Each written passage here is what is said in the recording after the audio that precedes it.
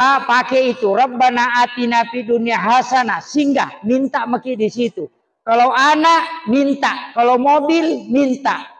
Wafil akhirati hasanah, itu yang diminta tadi, minta menjadi kebaikan di akhirat.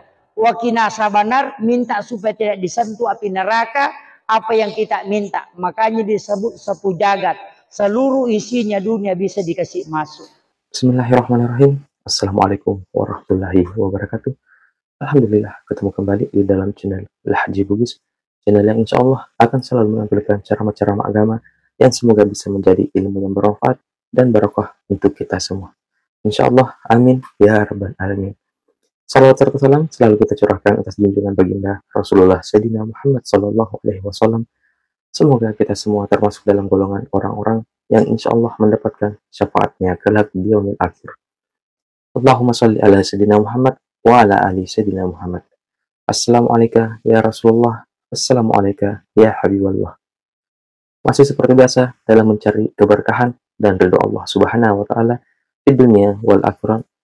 Marilah kita bersama-sama menyaksikan dan menyimak satu koleksi video ceramah dari Guru Ustaz Muhammad Yusuf SOC MA.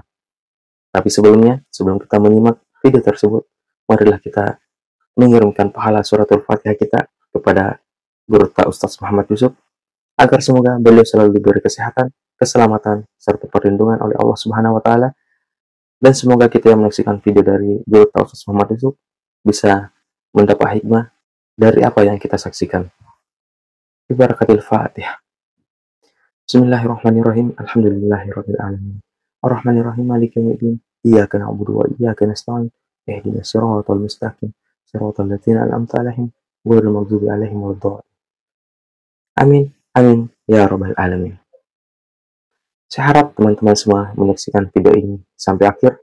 Jangan di skip, agar apa yang kita dapatkan dari dalam video ini, ilmu yang kita dapat dari dalam video ini, menjadi ilmu yang bermanfaat. Dan semoga kita tidak salah paham dalam menimbah ilmu yang ada di dalam video ini. Sambil menyaksikan, marilah kita melantunkan zikir dan selawat meskipun di dalam hati, agar apa yang kita dapatkan dan apa yang kita lakukan hari ini insya Allah mendapat keberkahan oleh Allah Subhanahu wa taala. Langsung saja kita saksikan bersama-sama. Bismillahirrahmanirrahim. Alhamdulillahi rabbil alamin. Wassalatu wassalamu ala asyrafil anbiya'i wal mursalin. Sayyidina wa maulana wa habibina wa syafi'ina wa ala alihi wa ashabihi wa sahabatihi ajma'in.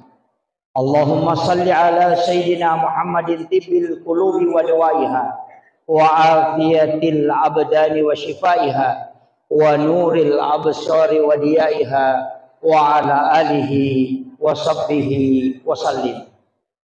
Alhamdulillah, pada kesempatan ini sebenarnya berat sekali saya ceramah. Kenapa? Karena ada dua orang yang susah diceramai, Pak.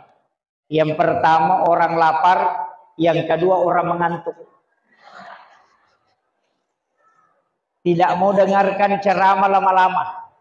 Karena waktu sesudah duhur itu adalah waktu istirahat. Kita memang disunnahkan untuk tidur sampai masuk waktu asar. Karena di waktu asar sampai isya itu kita dilarang, makruh hukumnya.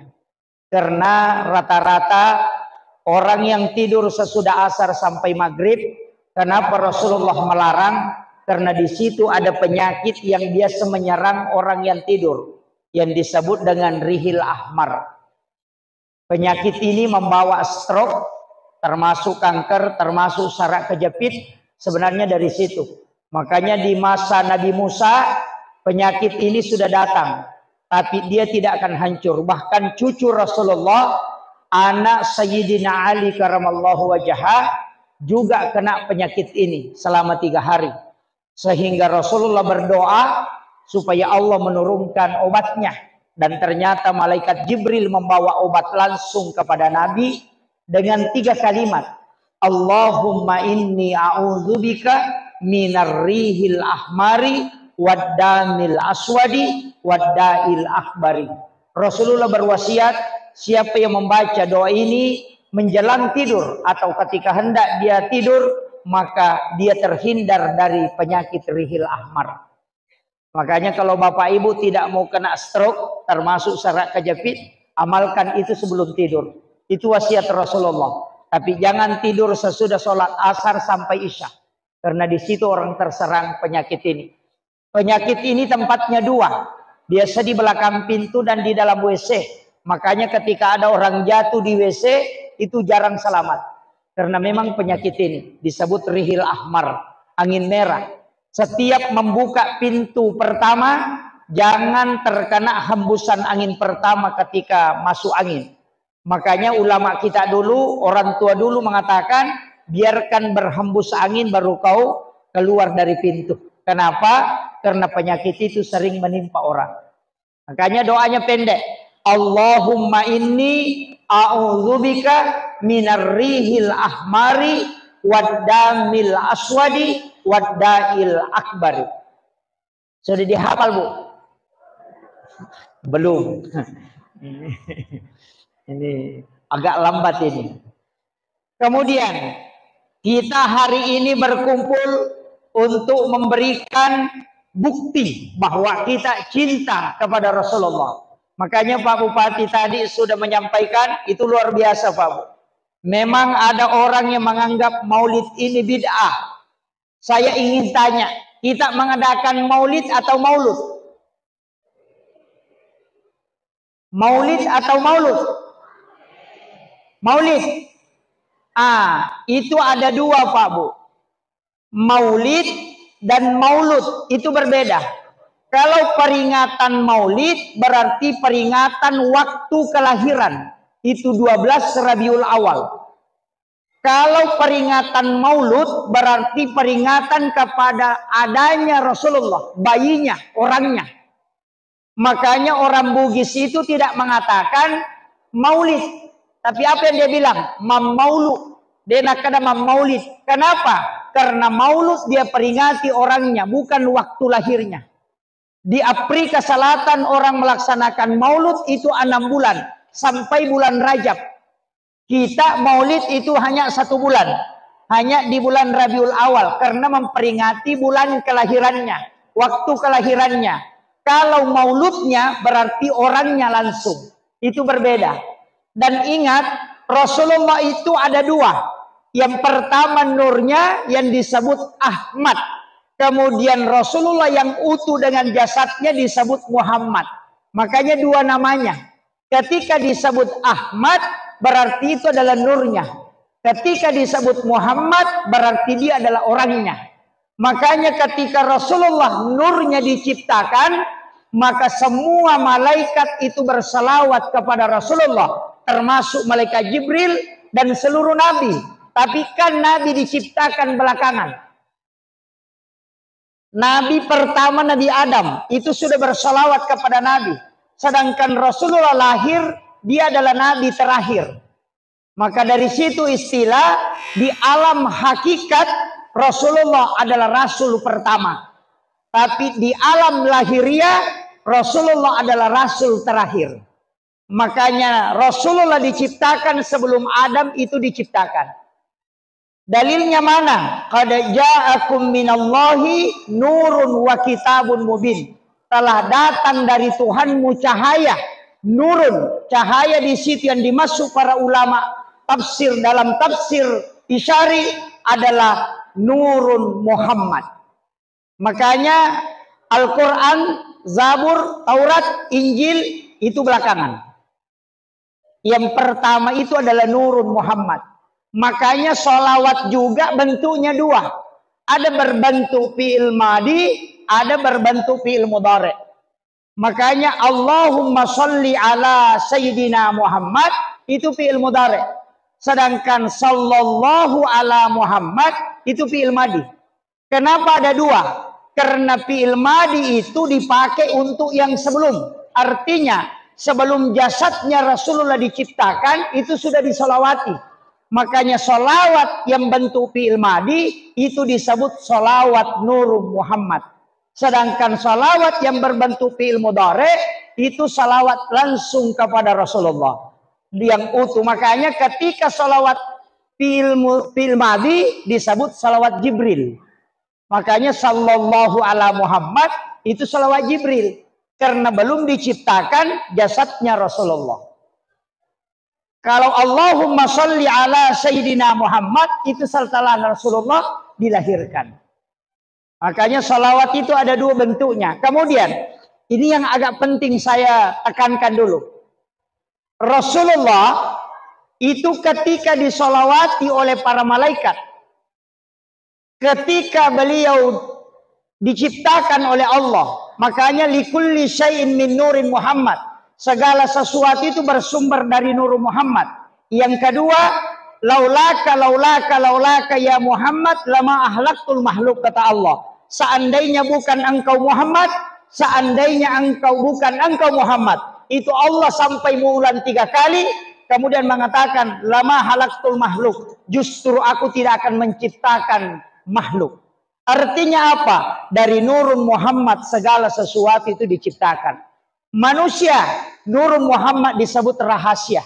Kita akan diciptakan jasad, ruh, jiwa. Jiwa inilah yang disebut rahasia.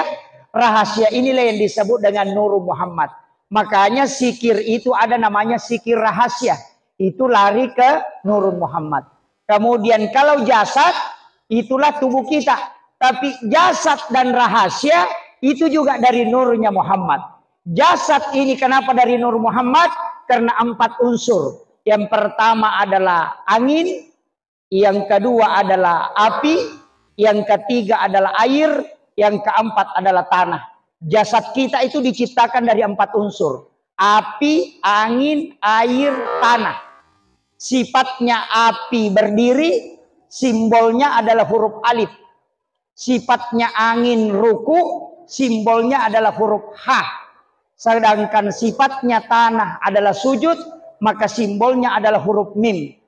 Sedangkan air adalah duduk, simbolnya huruf dal. Makanya tulisannya A, H, mim, dal. Tulisannya Ahmad. Itu juga disebut Nurun Muhammad. Nah, makanya ulama kita dulu hanya menjelaskan sesederhana itu. Bahwa jasadmu dari Nur Muhammad karena dilihat dari sifatnya. Sholat juga Pak dari Ahmad itu. Berdiri alif, ruku H, sujud mim, duduk dal. Tulisannya juga adalah Ahmad. Makanya kalau orang berdiri ruku sujud, itu sebenarnya adalah Nur Muhammad. Ketika orang sholat, kepala huruf mim, dada huruf H, pinggul huruf mim, kaki huruf dal. Tulisannya Muhammad. Nah, itu yang menyatukan. Sehingga orang dulu itu kalau mempelajari sholat, bahwa dirimu adalah sholat, dan juga dirimu adalah Nurun Muhammad. Itu yang disebut rahasia. Tapi saya ingin kasih tahu sedikit. Maulid itu Pak tidak ada hukumnya. Tidak ada hukumnya. Kalau orang mengatakan maulid itu haram, maulid itu makruh, maulid itu bidah. Tidak. Maulid itu tidak ada hukumnya. Kenapa? Maulid itu kan waktu kelahiran. Apa hukumnya? Tidak ada.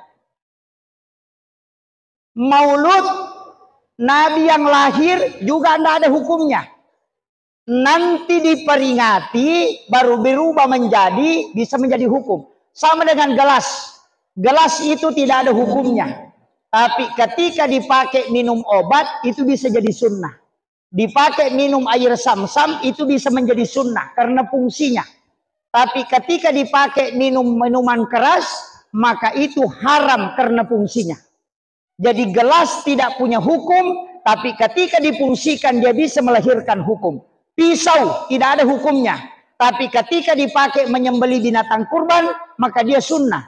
Tapi ketika dipakai mengancam orang untuk diambil hartanya, maka dia haram. Pisau tidak punya hukum, nanti difungsikan baru lahir hukumnya. Maulid dan maulud tidak ada hukumnya. Tapi ketika kita memperingati dengan mendengarkan ceramah bersedekah silaturahmi, maka dia menjadi sunnah.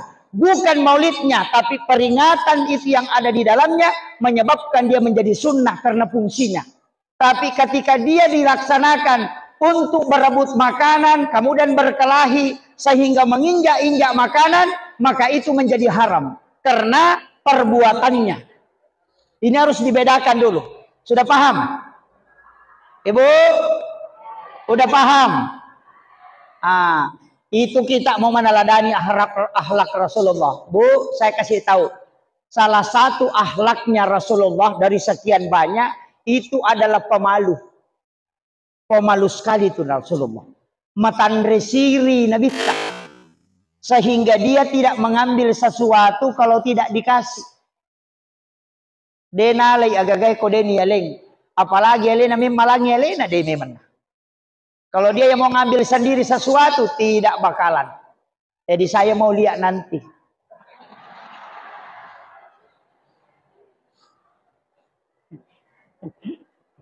Ya, saya mau lihat nanti nih. Rasulullah itu nanti dikasih baru dia ambil. Kalau tidak dikasih dia tidak mau, apalagi dia pergi ambil, apalagi berebut, tidak pernah. Makanya ibu-ibu ini insya Allah meneladani Rasulullah. Tidak ambil telur kalau tidak dikasih.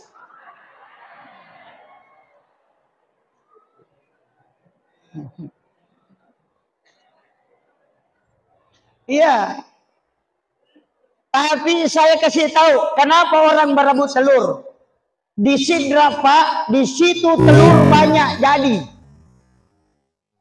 Banyak sekali pemelihara ayam di sana banyak sampai ribuan. Dan ternyata ketika acara Maulid yang pelihara ayam ribuan telur di rumahnya berebut telur juga kalau Maulid. Apalagi yang tidak. Kenapa? Segala sesuatu yang disandarkan kepada Rasulullah pasti mulia. Kalau bapak ibu bawakan tetangganya telur biasa 2 biji, maka dia pasti marah. Dia bilang, wah ini orang kayak apa bawa saja telur 2 biji lagi. Tapi kalau dikasih telur Maulid, biar 1 biji, pasti dia sangat senang. Kenapa? Karena disandarkan kepada Rasulullah. Makanya Pak Bupati, kalau kepala dinas berebut tidak apa-apa. Iya, itu tanda kecintaan mencintai. Kenapa? Hajar Aswad, kita mengambil benda dulu. Hajar Aswad itu tidak mulia. Dia adalah batu putih dari surga. Tapi kenapa dia jadi mulia? Karena Rasulullah pernah menciumnya. Seandainya Rasulullah tidak pernah mencium Hajar Aswad, maka sampai hari ini tidak ada orang yang mencium Hajar Aswad ketika dia tawaf. Iya. Yang kedua, apa kemuliaan Rasulullah? Ketika dia berjalan, awan menutupi kepalanya. Badannya Rasulullah tidak pernah kena sinar matahari langsung. Bukan karena Nabi takut hitam. Nabi merindukan kena sinar matahari. Tapi kenapa awan menutupinya? Karena ketika nurnya Rasulullah tembus dengan nur matahari, maka pasti matahari hancur. Jadi matahari itu dilindungi oleh awan. Bukan karena Nabi tidak mau kena sinarnya, tapi karena matahari akan hancur ketika dia bersentuhan dengan nurnya Rasulullah secara langsung. Itulah kemuliaan Rasulullah. Maka nur Rasulullah ini sangat luar biasa Bapak Ibu sekalian. Dari situlah ketika kita baca Barasanji, Maulidul Barasanji, pada saat Mahalul Qiyam, apa yang kita baca sholawatnya? Bukan Allahumma sholli, tapi kita baca Sallallahu ala Muhammad. Karena itu adalah sholawat nurnya Rasulullah. Dan kita berdiri. Kenapa berdiri? Karena nur Rasulullah itu bisa berada di mana saja ketika dia disebut. Nah, ini penting karena banyak orang yang menyalahkan ini. Tidak paham. Makanya ulama-ulama kita dari dulu itu sudah menjelaskan sebenarnya. Cuma kadang ini mulai hilang. Karena dalam agama ini ada beberapa dimensi ilmu Pak. Sama dengan di kabupaten, ada kepala dinas pendidikan, ada budaya, kan begitu, ada olahraga. Di dalam agama itu ada kajian hikmah, ada kajian fikih, ada kajian tafsir, ada kajian hadis, ada kajian tasawuf, ada kajian hukum-hukum agama. Hikmah dengan tasawuf itu berbeda, fikih juga berbeda. Makanya Bapak Ibu sekalian, saya ingin kasih tahu, ilmu yang sekarang mulai hilang adalah ilmu hikmah. Tasawuf sudah mulai diangkat, tapi ilmu hikmah ini yang susah, karena ilmu yang lahir dari ilmu. Apa contohnya? Saya bisa kasih tahu, ilmu yang lahir dari ilmu. Kita kalau makan Bapak Ibu sekalian, itu dilarang melangkahi makanan. Makanya kalau ada ayam di depan kita, ada ikan di sana, tidak boleh melangkah. Ada orang makan itu kayak eskapator tangannya. Itu tidak boleh. Kenapa? Itu dijelaskan dalam ilmu hikmah. Orang yang mengambil makanan yang ada di depannya, itu bukan dia yang mengurus rezekinya, tapi orang yang akan menguruskan rezekinya untuk ke dirinya. Tidak setengah mati kerja orang itu. Tapi kalau ada orang mengambil makanan yang melangkahi makanannya di depannya, rezekinya tidak akan datang kecuali dia harus mengurusnya. Nah, makanya orang tua dulu pakai istilah pamali. Pamali itu berlaku bukan dalam fikih, tapi berlaku dalam ilmu hikmah. Makanya orang Bugis pakai baki supaya bisa diputar. Nah, itu caranya. Yang kedua, ilmu hikmah juga ini, Bu. Perempuan kalau makan dilarang buka mulutnya kalau mengunyah. Bu, dilarang buka mulutnya kalau mengunyah. Hanya kalau menyuap tetap bisa buka. Tapi kalau mengunyah rapatkan bibir. Hanya rahang yang bergerak. Kalau laki-laki tidak apa-apa, yang tentu tidak bunyi. Kenapa perempuan disuruh tutup mulutnya, bibirnya ketika dia makan? Hanya giginya yang digerakkan. Itu supaya suaminya pengantin baru setiap malam.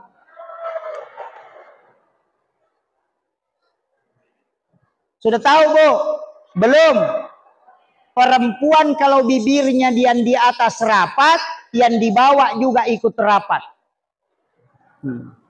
Belum mengerti? Ah, sudah, alhamdulillah. Kalau tidak mengerti, saya tidak bisa lagi jelaskan itu, Bu. Itu ilmu hikmah. Makanya orang tua dulu kalau ilmu hikmah dia pakai istilah pamali.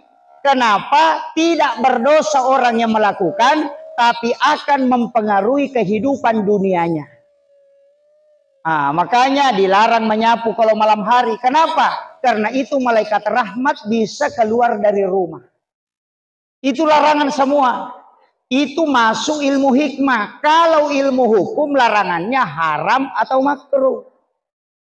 Jadi makruh itu kebalikan sunnah. Kalau sunnah berarti perintah Nabi. Kalau tidak dilakukan itu berarti makruh. Jangan bid'ah. Sekarang banyak orang kalau bukan sunnah bid'ah. Jadi masalah, banyak orang masuk neraka. Karena kalau bid'ah pasti ujungnya neraka. Kalau makruh tidak berdosa. Makanya mau tidur tidak berwudu makruh, karena sunnahnya berwudu dulu. Masuk masjid dahulukan kaki kanan, itu sunnah. Kalau kaki kiri makruh, bukan bid'ah. Kalau makruh dikerjakan rugi, tidak dikerjakan dapat pahala. Kalau sunnah dikerjakan dapat pahala, tidak dikerjakan rugi, bukan tidak apa-apa. Ada juga guru sekolah itu, sunnah dikerjakan dapat pahala, tidak dikerjakan tidak apa-apa. Muridnya tidak sholat sunat. Ditanya kenapa tidak sholat sunat? Kan bapak bilang tidak apa-apa, kan sunnah ji. Sunnah itu dikerjakan dapat pahala, tidak dikerjakan rugi. Kenapa rugi? Karena ada pahala tidak diambil. Kalau makruh dikerjakan kita rugi. Kalau tidak dikerjakan tidak berdosa. Kan begitu. Makanya Bapak Ibu kalau mandi, mau mandi tidak berwudu, makruh itu. Karena sunnahnya berwudu dulu baru mandi. Sama kalau hari Jumat. Kita kadang potong kuku baru pergi mandi. Itu terbalik. Mandi dulu baru wudu sempurna baru potong kuku. Karena siapa yang memotong kukunya dalam keadaan ada wudunya, maka kukunya tidak pernah berhenti berzikir hingga dia hancur. Itu ulama dari dulu selalu ingatkan. Cuma kadang-kala kita potong kuku dulu baru pergi mandi, terbalik. Kemudian akhlak Rasulullah kita mau ambil. Ini untuk menghadapi pemilihan umum ini, Pak. Saya kasih tahu. Di bawah sifatnya Nabi Ta'ala. Satu saja sifatnya Nabi diambil, Pak. Sudah aman negara. Pak polisi tidak ada pekerjaannya. Jaksa tidak ada lagi persoalan dia urus. TNI tidak bisa keluar-keluar, Pak. Kenapa? Apa itu? Ajak tasusai pada tak rupa tahu. Jangan membuat susah orang lain. Itu aja. Rasulullah itu adalah Nabi yang tidak pernah memberikan kesusahan kepada umatnya. Kenapa Nabi sholat tarawih cuma 3 malam berturut-turut? Alasannya apa? Bukan karena Nabi malas. Tidak. Nabi 3 malam berturut-turut sholat tarawih. Setelah itu tidak pergi ke masjid. Ditunggu. Nabi tidak keluar. Kemudian apa kata Nabi? Saya tahu engkau menunggu saya. Tapi saya sengaja tidak berangkat. Saya takut kalau ini dianggap wajib. Sehingga memberatkan untuk umatku kelak. Coba. Itu hebatnya Rasulullah. Nabi kalau ada imam disuruh pendekkan bacaan kalau jadi imam. Kalau sholat sendiri panjangkan bacaan. Supaya orang tidak terbebani dengan sholat berjamaah. Itu Rasulullah. Khutbah Jumat. Nabi larang lama. Khutbahnya Nabi paling panjang 7 menit. Kenapa? Karena Nabi tahu bahwa kalau hari Jumat orang suka ngantuk. Ada orang, Pak, 3 kali mimpi khatibnya belum berhenti. Ini. Makanya saya kasih tahu itu sunnah Rasulullah. Jadi ajak tasusaiwi pada tak rupa tahu. Jangan bikin susah orang. Imam jangan bikin susah makmum. Bacaannya terlalu panjang. Orang sudah capek belum berhenti. Kemudian makmum jangan bikin susah Pak Imam. Aja tasusai mata. Napai telu ayat na baca, baru 3 ayat dibaca Pak Imam, langsung makmumnya bilang, Ini banyak ini. Yang bikin stres Pak Imam. Begitu juga Ustaz. Ustaz jangan bikin susah jamaah. Ceramah terlalu panjang. Orang sudah gantian kakinya naik, belum berhenti. Jamaah juga jangan bikin susah Ustaz. Ceramah setengah mati di depan, cerita juga di belakang. Iya, suami jangan bikin susah istri. Selalu disuruh bolak-balik, kerja bolak-balik, semua pekerjaan dia yang kerja, baru tidak dikasih uang belanja. Bu, kasih tahu suami tak, Pak, jangan bikin susah saya. Uang belanja tolong dikasihlah sama saya. Jangan suami semua yang pegang. Ada suami itu, Bu, semua uang belanja dia yang pegang. Istrinya mau sedekah, tidak dikasih. Kalau ada suami begitu, Bu, bacakan surah Yasin.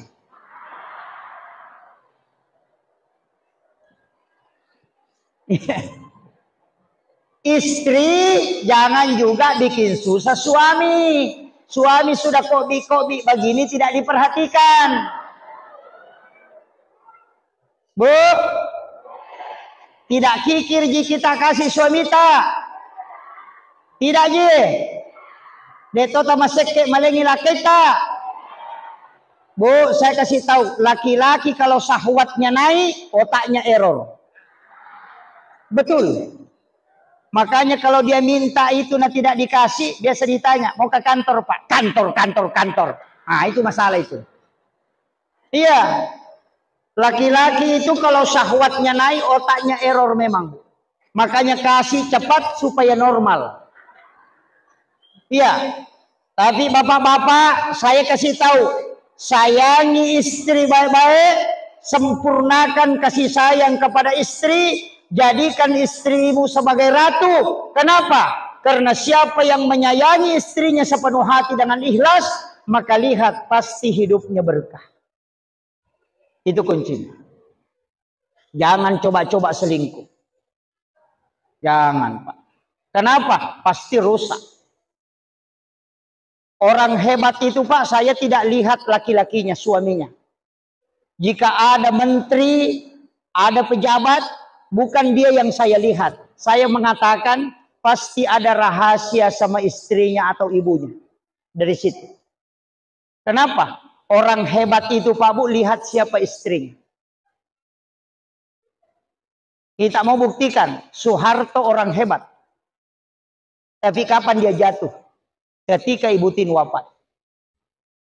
Habibie, siapa yang tidak kenal? Orang hebat. Tapi kapan dia jatuh? Ketika Ibu Ainun wafat. Susilo Bambang Yudhoyono, 2 kali jadi presiden, seorang panglima TNI. Kapan dia tidak bisa bangkit? Ketika Ibu Ani wafat. Ini yang orang tidak bisa baca. Bahwa wanita yang mendampingi seorang suami itu sangat hebat. Karena doa wanita istri 3 kali lebih cepat diterima dibanding doa suami. Makanya bapak-bapak saya kasih tahu, perbanyaklah istri supaya banyak yang mendoakan.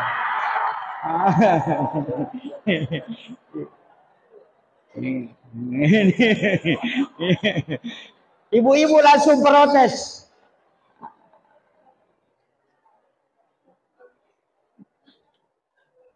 Kemudian saya kasih satu hal yang sangat pokok dalam kehidupan Pak. Artinya apa? Rasulullah itu adalah orang yang selalu melakukan perbuatan ihsan. Ihsan itu adalah melakukan kebaikan. Begini Pak, al khair dengan ihsan itu beda. Apa bedanya? Ya kau angkat tau mabassa, napa mabassa toki, mapasi wala dece miasanna. Jadi ketika orang dermawan, kita juga dermawan, berarti kita hanya membalas kebaikan. Tapi ketika ada orang kikir kemudian kita dermawan, berarti kita melakukan ihsan. Maki buaki dece ngasanna. Rasulullah memerintahkan kita melakukan kebaikan, ketika orang kikir kita dermawan. Wala idece tau mapeja elokoriko. Itu pesannya Rasulullah. Yanang katau maseke abad sakit. Yo pwede kong katau maseke maka dami to sa kaperangan. Kalau ada orang kikir kada ganti-gantian jika aki ke depan. Ini juga jadi masalah Pak. Tapi dalam bab tasawuf, saya ngaji tasawuf itu tidak ada bab kikir. Yang ada di tasawuf itu bab tamak. Tidak ada bab kikir. Saya pernah tanya ke ulama tasawuf, kenapa bab kikir tidak ada? Jawabannya gampang. Rezeki itu sudah dicukupkan dan dilebihkan. Tidak ada orang kurang rezekinya. Sehingga bab kikir itu tidak ada. Yang ada adalah bab tamak. Jadi dia itu gak sitongan na tau maseke, tau magala mimilaw mega. Ya kung katau makada maseke yanu, alena itu magala milaw. Aja nagare tilaw tanda dia na maseke. Kan begitu. Padahal orang bilang itu si anu kikir. Dia tidak kikir, cuma kamu yang sering minta. Makanya kau bilang kikir. Coba ndak usah minta. Nah, ini penting Pak. Makanya kita disuruh di Luwu ini Pak. Saya yakin tidak ada orang miskin. Masya Allah, ada banyak ilmu yang terdapat di dalam video ini. Bagi yang ingin membagikan video ini, silahkan bagikan di media sosial kita semua, ataupun kepada kerabat-kerabat kita, agar ilmu yang ada di dalam video ini, insya Allah bermanfaat bagi siapapun yang menyaksikannya. Bagi yang baru bergabung di channel Haji Bugis, silahkan di subscribe dan aktifkan tombol lonceng yang ada di bawah, agar kita tidak ketinggalan notifikasi bila ada video terbaru dari channel Haji Bugis. Dan bagi yang sudah subscribe, terima kasih banyak. Semoga Allah Subhanahu wa Ta'ala membalas kebaikan kita semua dengan rezeki dan pahala yang melimpah. Dan semoga kita mendapatkan percikan pahala amal jariah karena telah membagikan kebaikan-kebaikan berupa ilmu yang insya Allah bermanfaat bagi siapapun yang menyaksikannya. Deka tau kasih syukulu tau peri ni maega. Kalau orang miskin itu Pak mau makan, nah tidak ada. Kau tahu peri, angka motoro na memang oto. Jadi ada hartanya tapi selalu mengeluh. Inilah yang selalu bikin surat keterangan kurang mampu. Penuh kantor desa Pak. Itu orang begitu itu. Ada hartanya, tapi suka memang minta-minta. Jadi setiap ada bantuan pasti datang, bikin keterangan surat mampu, pakai emas untuk jemput bantuan. Itu tapi tidak ada jadi lu kayaknya nih. Tidak ada jadi bu.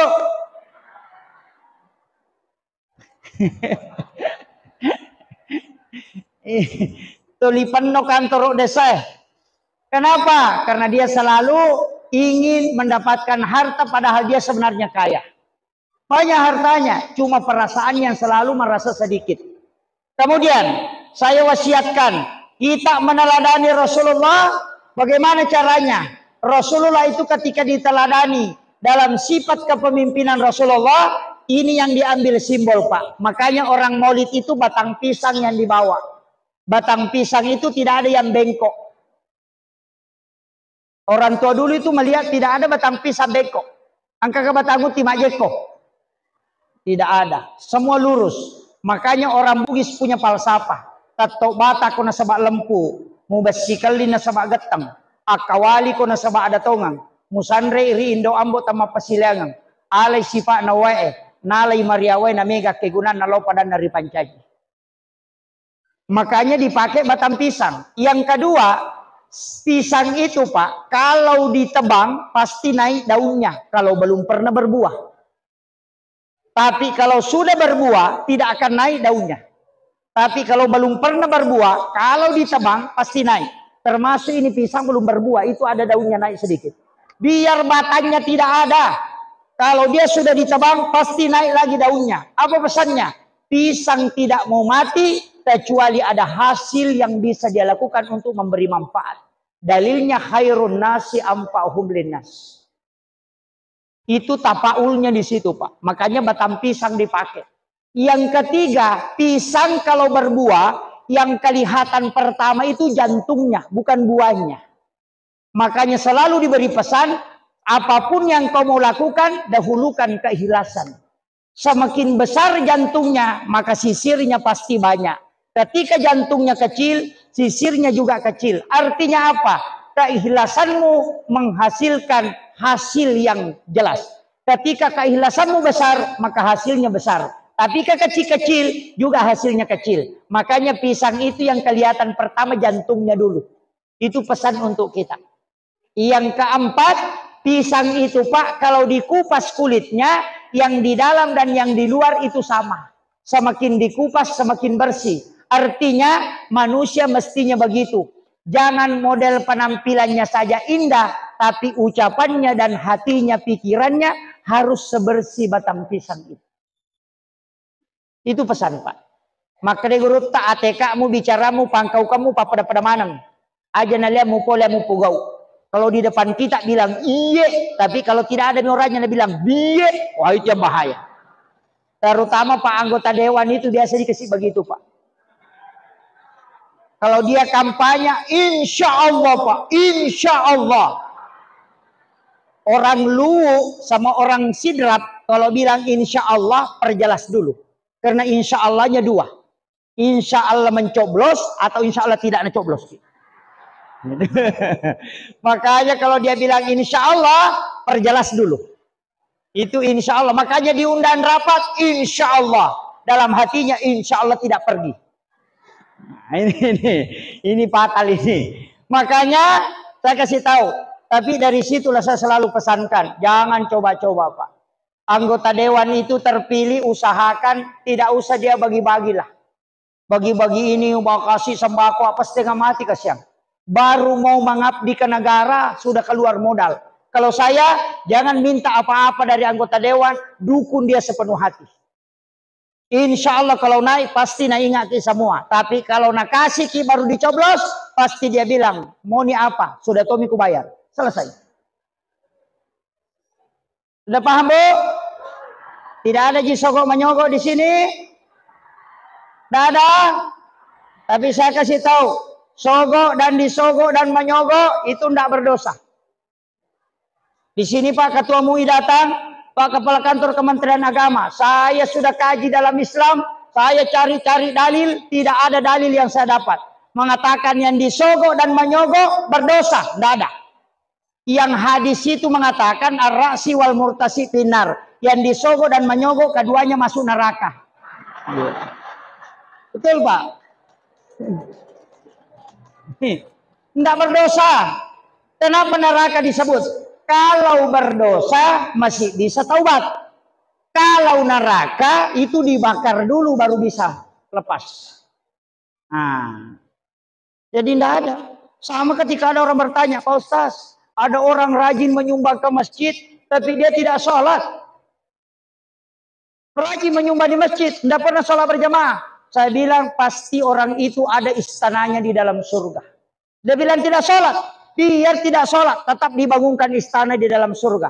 Karena Rasulullah yang bilang, "Man bana masjidan fid dunya lillahi ta'ala, banallahu lahu baitan fil jannah." Siapa yang bangun masjid di rumah Allah di dunia karena Allah, maka dibangunkan istana di dalam surga. Jadi kalau ada orang rajin menyumbang ke masjid tapi tidak sholat, tetap ada rumahnya di surga, cuma tidak masuk.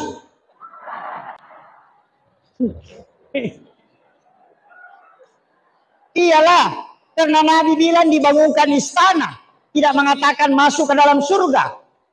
Kalau mau masuk sholat, makanya rajin berjamaah tapi tidak menyumbang, masuk surga tidak ada tempatnya.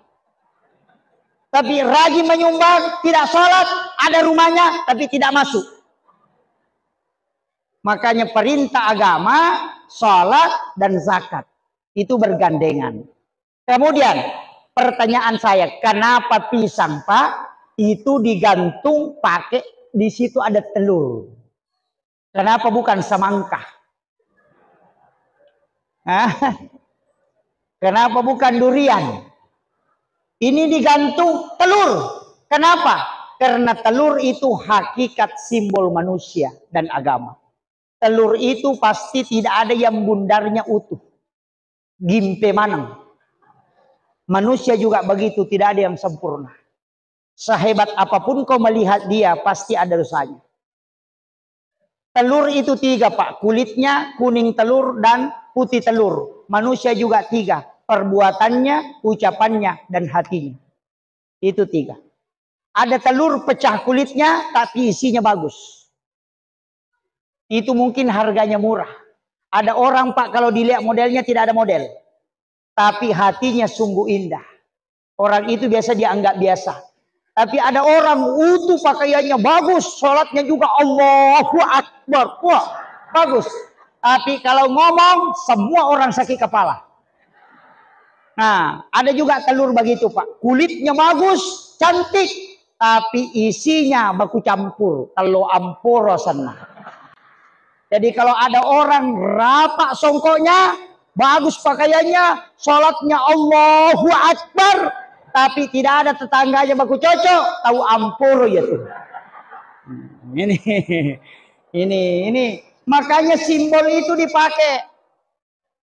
Orang tua dulu itu pakai falsafah, kemudian pakai batang bambu. Itu bambu yang kecil dibelah-belah. Kenapa pakai bambu? Kenapa tidak pakai ranting? Bambu itu ada maknanya, mas selompau, merangkul anaknya. Makanya kalau bapak mau tahu itu bambu, ada pesannya.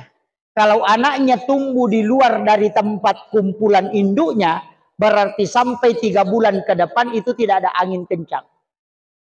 Kalau anaknya tumbuh di bagian luar. Tapi ketika anaknya tumbuh di tengah-tengah, berarti akan ada, oh ini sudah asar. Berarti saya sudah disuruh perpendekin. Sudah selesai ya? Ya. Oh otomatis. Ustaznya juga otomatis nanti berhenti.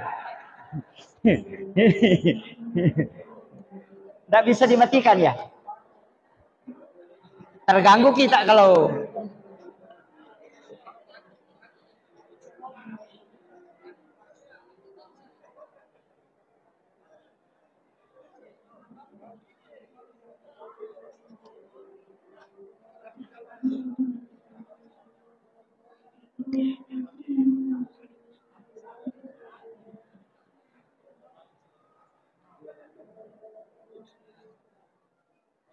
Nah, ya sudah mati.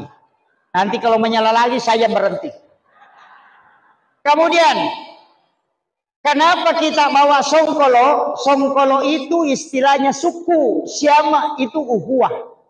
Maka Songkolo itu tidak mau memisah, selalu baku ikat. Kita itu mestinya begitu, Pak. Jangan gara-gara politik kita bercerai-berai. Gara-gara politik kita baku bombe. Oh, banyak sekali Pak sekarang. Makanya saya kasih tahu, jangan kita baku bombe gara-gara partai politik, gara-gara anggota dewan. Silahkan pilih yang kita mau pilih, bupati yang kita sukai pilih, tapi jangan sekali-kali selalu mencaci orang. Jangan. Lakukan sholat sunnah istihara, lakukan istihara, minta petunjuk yang terbaik, kemudian doakan para pemimpin kita. Bupati kita luar biasa, mengadakan maulid. Masih jarang bupati itu biasa datang Pak, kalau maulid. Ini beliau yang mensponsori maulid ini itu luar biasa. Masyarakat kita doakan Pak Bupati. Semua mestinya berdoa Pak. Saya itu selalu mengatakan, jangan caci orang, kau doakan. Kalau doamu mustajabah, Allah akan memberi hidayah. Itu kuncinya. Jangan selalu dicaci, ini si anu, ini si anu. Tapi bagusnya Pak, kalau bupati selalu dicaci, itu pahalanya besar. Kenapa? Karena rekening amalnya selalu masuk. Karena orang yang mencaci orang itu pahalanya pindah. Kebaikannya pindah kepada orang yang dia caci. Mestinya kalau orang caci kita, ucapkan terima kasih. Nah, kemudian, ibu-ibu, Bu, saya ingin kasih tahu. Sekarang jaga baik-baik suami tak. Jaga baik-baik. Karena ternyata sekarang sudah banyak pencuri suami. Betul Pak? Kenapa banyak pencuri suami? Karena perbandingan perempuan dengan laki-laki itu sudah melebihi 1:5 Pak. Ada yang mengatakan 1:7. Jadi kalau ada laki-laki sudah menikah 1, berarti ada 6 gadis tidak dapat bagian. Tapi gadis itu tidak bahaya. Yang bahaya itu janda. Tidak aja di sini, tidak ada Ji. Bahaya itu janda Pak. Kalau gadis masih malu-malu, kalau janda itu bahaya, los-los. Itu yang suka bikin TikTok itu. Masuk ke kamar secara langsung pakai baju lengan pendek, celana pendek, baru goyang. Aku pengen dimanja. Oh, itu yang bahaya. Itu yang bikin error suami tak. Makanya jaga baik-baik suami tak, Bu. Jaga baik-baik dia. Iya. Saya kasih tahu.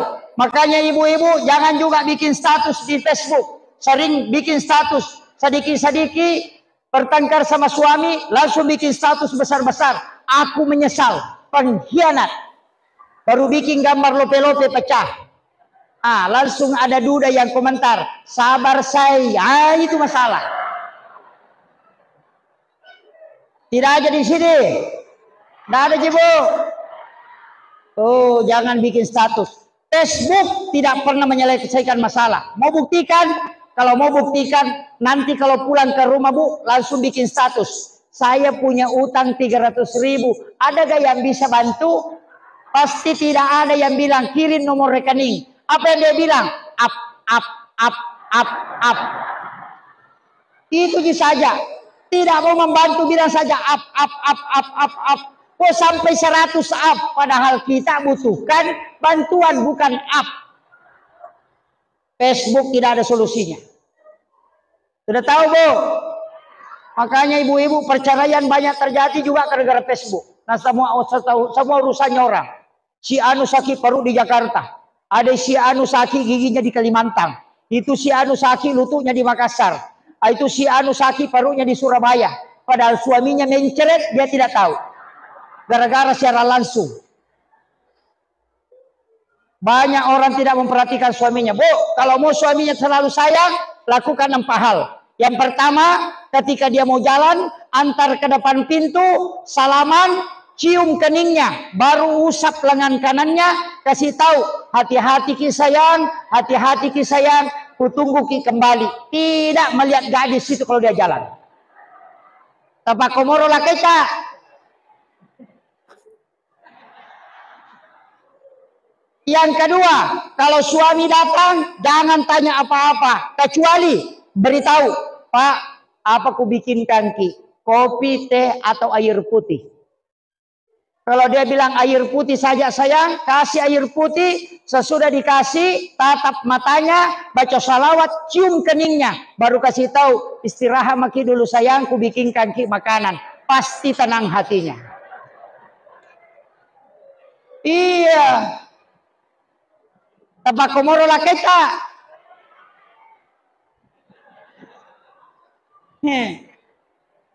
Kenapa banyak suami lebih senang di warkop daripada di rumah? Kalau di warkop masuk langsung ditanya, pesan apa Pak?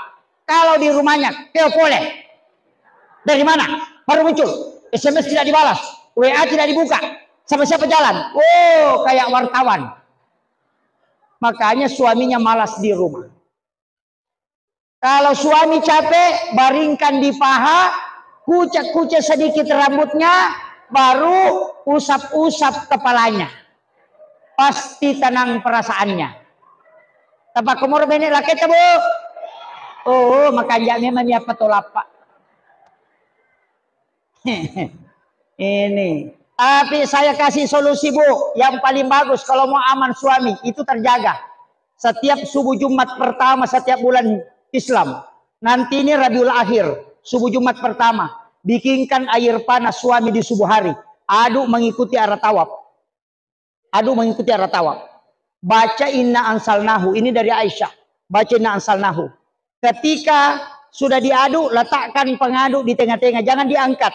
Nanti airnya berhenti berputar dan tenang. Baru kita baca surah Al-Kautsar. Pengaduk itu diangkat. Baru dikasih suami kita suruh minum. Setelah dia minum, sisakan, usahakan. Ada sisanya kita minum sedikit sambil membaca surah Al-Kautsar. Tidak ada istri yang diceraikan oleh suaminya yang mengamalkan itu. Makanya Aisyah itu sering merengek minta sisanya Nabi. Bahkan dia yang pegang gelasnya. Makanya sudah tahu Bu? Belum? Saya ulang. Inna ansalnahu dibaca, diaduk mengikuti arah tawaf. Berlawanan arah jarum jam. Nanti airnya berhenti berputar, letakkan sendok itu di tengah-tengah, baca surah Al-Kautsar. Setelah itu kasih suami dia minum, sisanya kita minum sedikit, maka siapa yang melakukan itu, suaminya tidak bisa menceraikan istrinya. Itu kuncinya. Sudah hafal Bu? Saya kasih tahu bapak-bapak, makanya kalau mau selamat, habiskan kopinya di subuh Jumat. Insya Allah selamat. Iya. Saya kasih ilmunya. Itu. Kemudian yang terakhir saya wasiatkan, apalagi sekarang kemarau, banyak orang yang agak berat karena mungkin gagal panen, ada yang kemudian membutuhkan air. Sebenarnya kita harus setiap di sujud terakhir dalam sholat kita memohon kepada Allah. Apapun kata ilmuwan, kalau Allah yang mengatur pasti akan berubah. Maka kita memohon kepada Allah di sujud terakhir dalam sholat. Kita minta supaya Allah menurunkan hujan, menurunkan keberkahan. Tapi ada juga orang Pak minta supaya tidak hujan. Iya, ada memang yang berdoa Pak supaya tidak turun hujan. Kenapa? Karena dia tanam semangka. Tukang kebun semangka itu kalau hujan rusak semangkanya. Makanya dia berdoa jangan turun hujan dulu ya Allah, semangkaku rusak ini. Kita berdoa ya Allah turunkan hujan. Makanya doa berkelahi di langit. Makanya saya kasih tahu Bapak Ibu ini penutupnya. Kalau hak berdoa itu hari Kamis baru dilapor. Makanya orang puasa hari Kamis karena doanya dilapor kepada Allah itu hari Kamis. Hari Senin kita berpuasa karena itu hari kelahiran Nabi. Padahal mestinya juga kita puasa di hari kelahiran Pak. Kalau lahir hari Rabu, puasa di hari Rabu. Karena Nabi ditanya, kenapa puasa hari Senin? Karena saya lahir hari Senin. Makanya puasa di hari kelahiran tak itu sunnah. Dan Kiai Hamid Pasuruan mengatakan siapa yang berpuasa pada hari kelahirannya, maka pasti tidak ada penyakit yang bisa merusak tubuhnya. Makanya rata-rata sahabat itu sehat dan kuat fisiknya. Itu karena puasa di hari kelahiran. Rasulullah puasa di hari kelahiran. Cuma kebetulan Nabi dilahirkan hari Senin, maka dia puasa hari Senin. Kalau kita hari Rabu, puasa hari Rabu. Tetapi tetap puasa hari Senin. Sebagai puasa sunnah kelahiran Nabi. Hari Kamis dilapor. Makanya kalau berdoa, lebih cepat kalau pakai sholat. Jangan pakai doa langsung. Pakai sholat. Karena sholat tidak melalui perantara malaikat. Makanya Bapak Ibu kalau berdoa hari Senin, hari Selasa, hari Rabu, hari Kamis baru dilapor. Banyak orang itu berdoa beda-beda. Hari Senin minta sepeda, Selasa minta motor, hari Rabu minta mobil. Malaikat stres. Nah bilang, saya belum lapor, sudah 3 minta. Makanya istiqomah dalam doa. Jangan merubah doa selama 40 hari, maka insya Allah akan dijabah. Dari situlah kalau ada anak kita bilang, belikan sepeda, belikan sepeda. 1 minggu saja selalu bilang, belikan kak sepeda mama, belikan kak sepeda bapak. Pasti kita belikan sepeda. Tapi kalau dia minta hari ini sepeda, besok motor-motor, besoknya lagi sepeda, besoknya lagi baju, pasti kita belikan es krim supaya dia diam. Begitu juga orang yang bermunajat kepada Allah. Tapi Rabbana atina fid dunya hasanah, singgah baru isi doa, baru wafil akhirati hasanah, baru isi kembali, wakina azabannar, baru isi. Karena doa ini itu adalah cek kosong, belum ada isinya. Makanya disebut sapu jagat. Makanya Rabbana atina fid dunya hasanah, singgah decengagana lino tacinai, minta di situ. Itu banyak orang tidak tahu, Pak. Itu saya ambil ilmunya dari guru Kiai Abdul Rahman Amodale almarhum al-maghfurlah. Itu wasiat beliau. Makanya kalau doa pakai itu, Rabbana atina fid dunya hasanah, singgah minta maki di situ. Kalau anak minta, kalau mobil minta. Wafil akhirati hasanah, itu yang diminta tadi, minta menjadi kebaikan di akhirat. Wakina sabanar, minta supaya tidak disentuh api neraka, apa yang kita minta. Makanya disebut sapu jagat. Seluruh isinya dunia bisa dikasih masuk. Akhirul kalam, wallahul muwaffiq ila aqwamit thoriq. Assalamualaikum warahmatullahi wabarakatuh. Waalaikumsalam warahmatullahi wabarakatuh. Alhamdulillah, tabarakallah. Masya Allah, itulah tadi ceramah dari Guru Ustaz Muhammad Yusuf, SOSI MA. Ada banyak ilmu yang terkandung di dalamnya, ada banyak hikmah yang insya Allah bisa kita petik, dan semoga ada banyak amalan yang insya Allah bisa kita amalkan. Semoga bermanfaat untuk kita semua, khususnya kepada diri saya dan keluarga. Yang ingin membagikan video ini, silahkan bagikan pada orang-orang di sekitar kita, ataupun di media sosial kita. Sebaik-baiknya ilmu adalah ilmu yang bermanfaat bagi orang lain. Dan semoga kita yang membagikan video ini bisa mendapatkan percikan amal jariah, karena telah membagikan kebaikan-kebaikan berupa ilmu yang insya Allah bermanfaat bagi siapapun yang menyaksikannya. Mohon maaf bila ada salah kata, dan sampai jumpa di video selanjutnya. Jangan lupa like, subscribe video ini, dan aktifkan tombol lonceng yang ada di bawah. Akhirul kalam, hasbunallah ni'mal wakil, ni'mal maula wa ni'man nasir. Semua salam. Assalamualaikum warahmatullahi wabarakatuh.